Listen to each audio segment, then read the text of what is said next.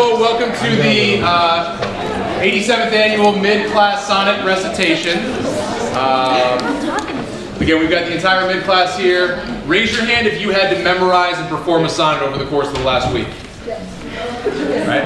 All of you, okay? So each and every one of you knows how nerve-wracking and difficult this is. And you only had to do it in front of 12 other people, okay? So now your classmates are up here in front of their entire class, okay? So what I want to make sure that we do as a group is we want to support them, we want to be positive, and certainly when your individual classmates are up from your English class, make sure that you are incredibly, incredibly supportive of them. So when people are going, make sure that we're paying attention, make sure that we are respectful, and then regardless of whether they are 100% perfect and amazing or they goof up a couple times, we want to remain supportive and we want to cheer them on because again, you guys know how tough this is, okay? So tonight we have 13 performers performing a variety of sonnets. And the way that it's going to work is as I will introduce them, they will come up, they will perform it. We'll give them a round of applause, and then after everybody has performed, our judges will step aside and they will determine a first place, second place, and third place. So, before we get started, let me introduce our judges. First, we have our two faculty judges, Mr. Koshi and Miss Leal. Give it up for them.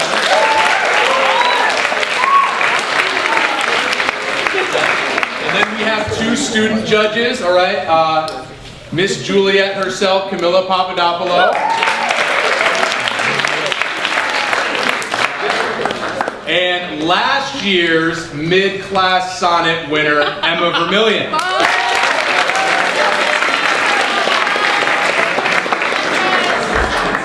All right, so without further ado, let's go with our first sonneteer performing Sonnet 29 from Miss D. Simone's class, Jerry Callum.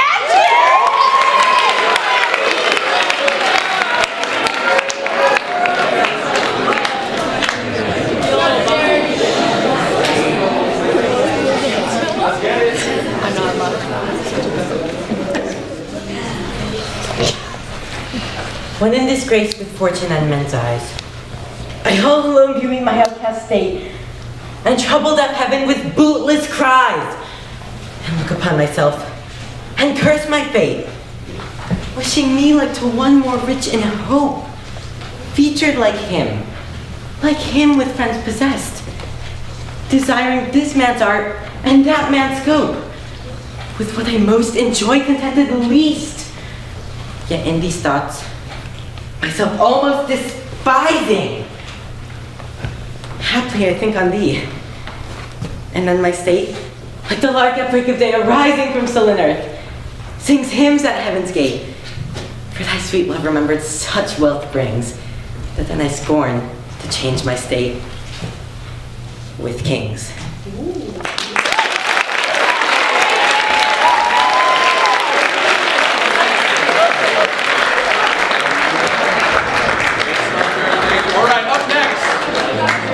From Mr. Merrill's class, performing Sonnet 71, Claudia Vera.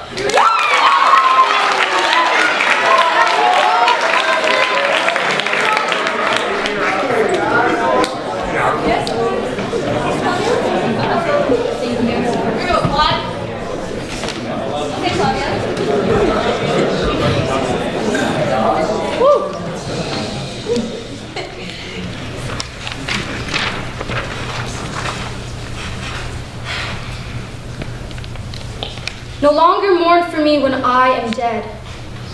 Then you shall hear the surly sullen bell give warning to the world that I am fled from this vile world with vilest worms to dwell. Nay, if you read this line, remember not the hand that writ it. For I love you so that I in your sweet thoughts would be forgot. If thinking on me then should make you woe,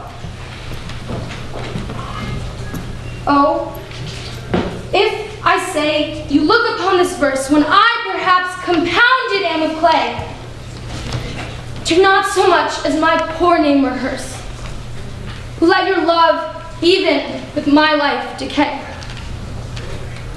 lest the wise world should look into your moan and mock you with me after I am gone.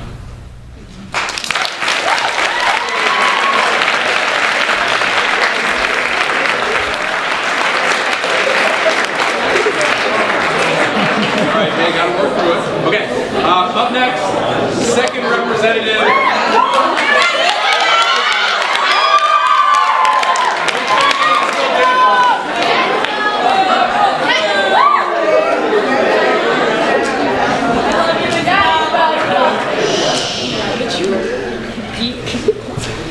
When my love swears that she is made of truth, I do believe her. Oh, I know she lies. That she might think me some untutored youth, unlearned in the world's false subtleties. Thus, vainly thinking that she thinks me young, although she knows my days are past the best. Simply, I credit her false-speaking tongue. On both sides, thus, is simple truth suppressed. But wherefore says she not she is unjust? And wherefore say not I that I am old? Oh, love's best habit is in seeming trust, and age in love loves not to have years told.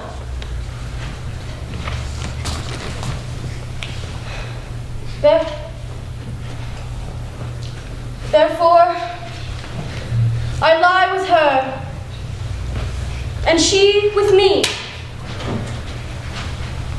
And in our faults, by lies, we flattered thee.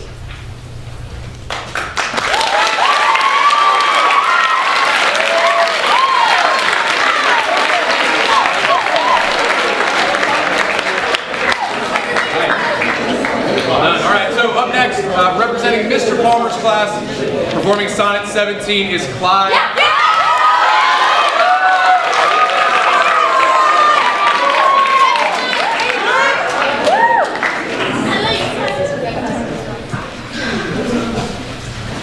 Who will believe my verse in time to come if it were filled with your most high deserts? Though yet heaven knows it is but as a tomb which hides your life and shows not half your parts. If I could write the beauty of your eyes, and in fresh numbers number all your graces, the age to come would say, this poet lies. Such heavenly touches ne'er touched earthly faces. So should my papers, yellowed with their age, be scorned? Like old men of less truth than tongue, and your true rights be termed a poet's rage, and stretched meter of an antique song. But were some child of yours alive that time, you should live twice, in it and in my rhyme.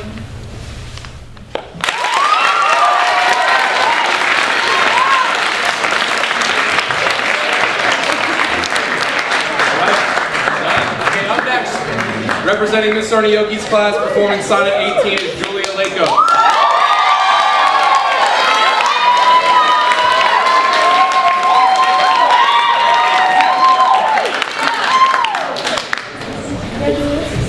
Shall I compare thee to a summer's day? Thou art more lovely and more temperate. Rough winds do shake the darling buds of May, and summer's lease hath all too short a date. Sometime too hot the eye of heaven shines, and often is his gold complexion dimmed. And every fair from fair sometime declines by chance, or nature's changing course, untrimmed. But thy eternal summer shall not fade, nor lose possession of that fair thou owest, nor shall death grab thou wanderest in his shade, when in eternal lines to time thou growest. So long as men can breathe or eyes can see, so long lives this, and this gives life to thee.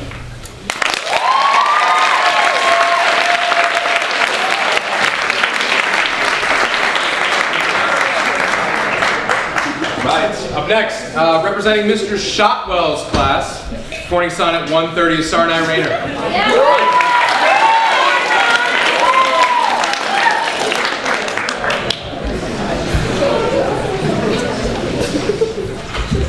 My mistress's eyes are nothing like the sun. Coral is far more red than her lips red. If snow be white, why then her breasts are dun. If hairs be wires, black wires grow on her head. I have seen roses damasked red and white, but no such roses see I in her cheeks. And in some perfumes is there more delight than in the breath that from my mistress reeks. I love to hear her speak, yet well I know that music hath a far more pleasing sound. I grant, I never saw a goddess go. My mistress, when she walks, treads on the ground. And yet, by heaven, I think my love is rare, as any she belied with false compare.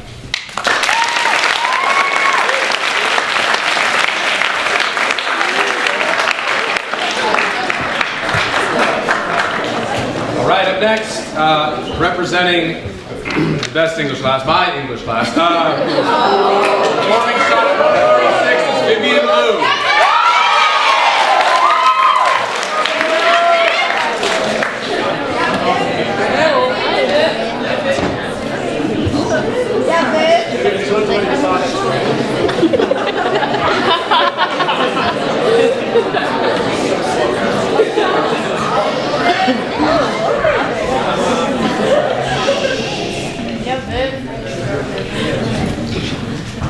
Sorry if you can't hear the music.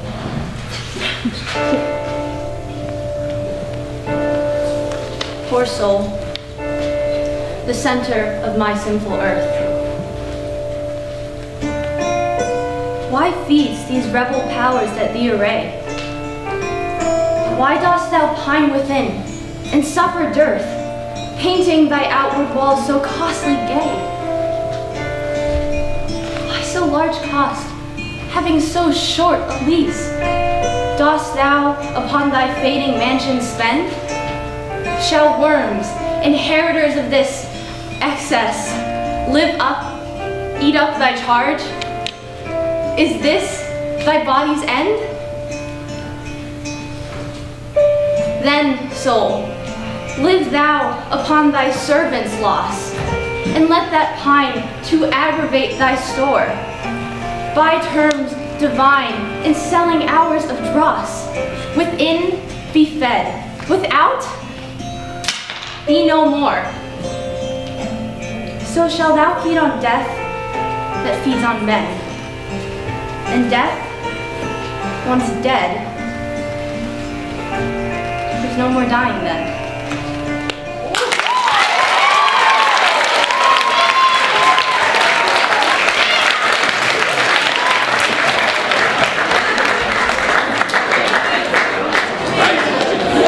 Only a few more left. All right, up next, representing Mr. Guthrie's class, performing Sonnet number 30 is Mary Alice Ewing.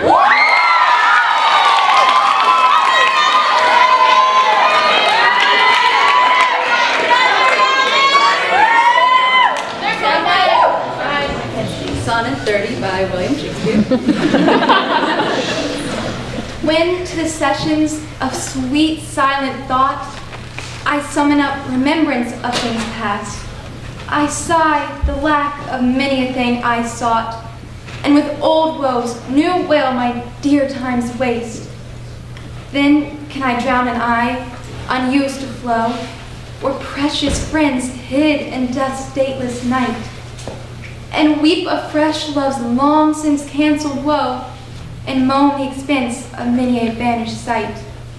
Then can I grieve at grievances foregone, and heavily from woe to woe tell o'er the sad account of fore bemoaned moan, which I knew pay as if not paid before. But if the while I think on thee, dear friend, all losses are restored and sorrows end.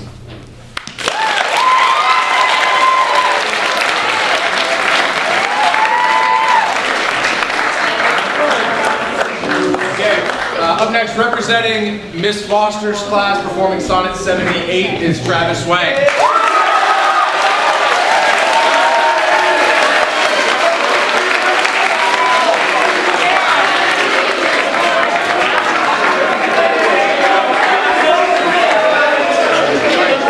Travis will be performing 138. 138.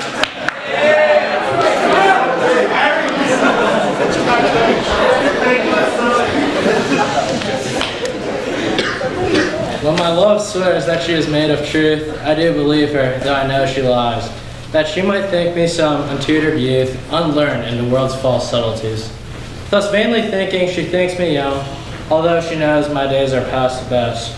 Simply I credit her false-speaking tongue, on both sides thus is simple truth suppressed. But wherefore says she, not she is unjust, and wherefore say not I, that I am old? Well, love's best habit is in seeming trust, and age and love loves not to have years told. Therefore I lie with her, and she with me, and in our faults by lies we flattered be.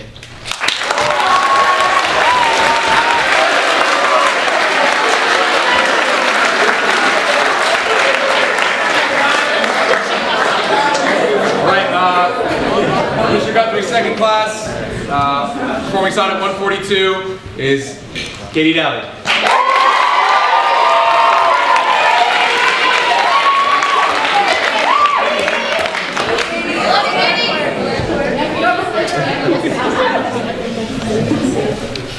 Love is my sin, and thy dear virtue hate. Hate of my sin, rounded in sinful love. Oh, but with mine compare thou thine own state, and thou shalt find its merits not reproving. Or, if it do, not from those lips of thine that have profaned their scarlet ornaments, and sealed false loves, and sealed false bonds of love as oft as mine. As oft as mine? Rooted others' beds revenues of their rents. Be it lawful I love thee, as thou lovest those whom thine eyes woo as mine importunity.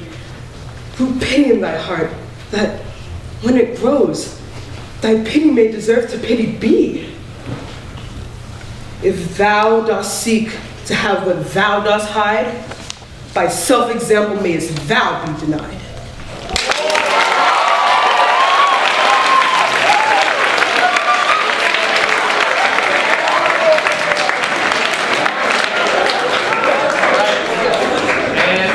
Final performance of the night for Miss Valdez's class, performing 128, Matt Caruso.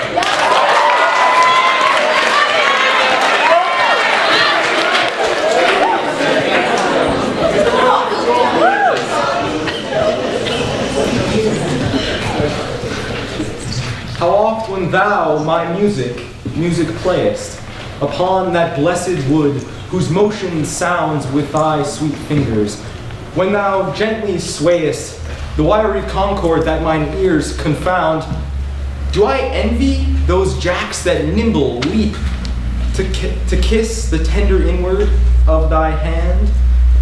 Whilst my poor lips, which should that harvest reap, at the wood's boldness by thee blushing stand? To be so tickled, they would change their state and situation with those dancing chips, or whom your fingers walk with gentle gait, making dead wood more blessed than living lips. Since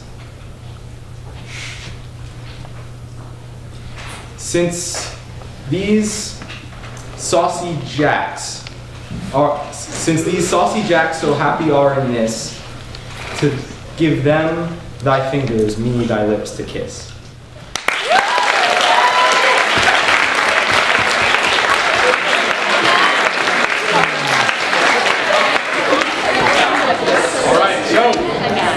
Judges are going to go into their Chamber of Secrets for a few minutes. They're going to deliberate, so hang tight. Talk amongst yourselves, and then they'll come back and we'll be giving out first, second, and third place. Okay.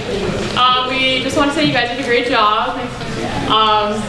Unfortunately, I obviously had a bias to my Romeo. But in the end, we picked 3 who were very accurate also. So our main components were accuracy, the way that you sort of expressed the sonnet and showed your interpretation of it, and that's really important. And so, 3rd place, can I get a drum roll? Five Rainbow!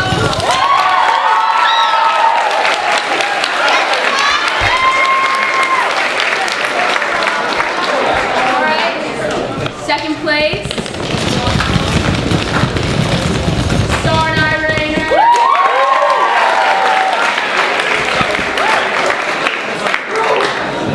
And